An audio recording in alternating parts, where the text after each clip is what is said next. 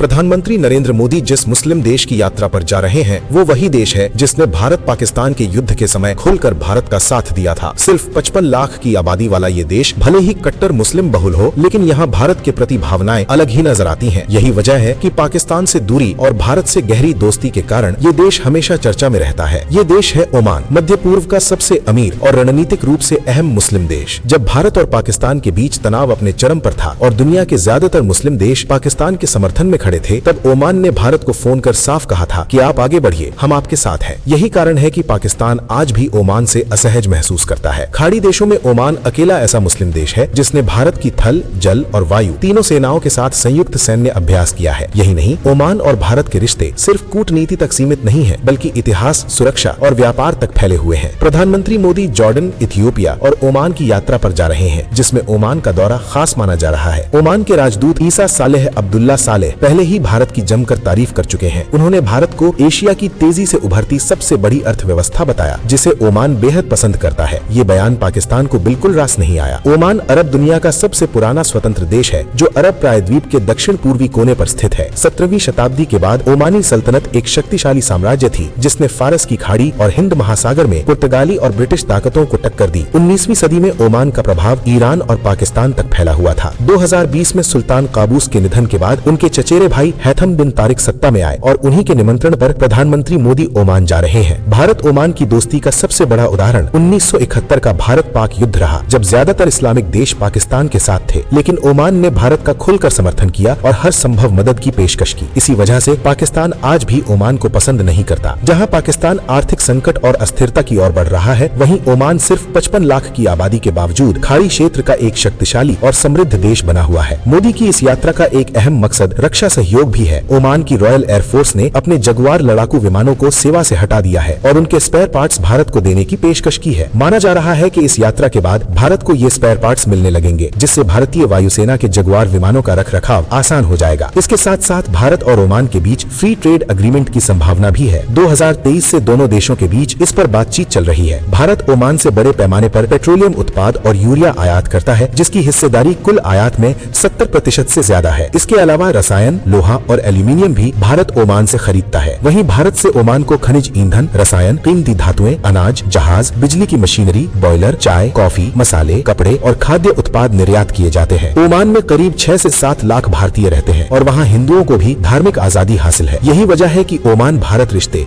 पाकिस्तान को हमेशा खटकते रहे हैं। हैरानी की बात यह है कि कट्टर इस्लामिक सोच रखने वाले लोगों की मौजूदगी के बावजूद ओमान अपने राष्ट्रीय हितों को सबसे ऊपर रखता है। सूत्रों के मुताबिक भारत ओमान में एक बंदरगाह विकसित करने की भी तैयारी कर रहा है। अगर ये योजना साकार होती है तो ये पाकिस्तान और कई अन्य मुस्लिम देशों के लिए बड़ा झटका साबित हो सकता है। प्रधानमंत्री मोदी की यात्रा के दौरान और भी कई बड़े समझौते संभव माने जा रहे हैं। मुस्लिम देश होने के बावजूद जिस तरह ओमान ने भारत पाक युद्ध के समय भारत का साथ दिया था, उसकी चर्चा आज भी होती है। अब देखना होगा कि मोदी की ये यात्रा भारत ओमान रिश्तों को किस नई ऊंचाई तक ले जाती है। आपकी राय क्या है? कमेंट करके जरूर बताइए।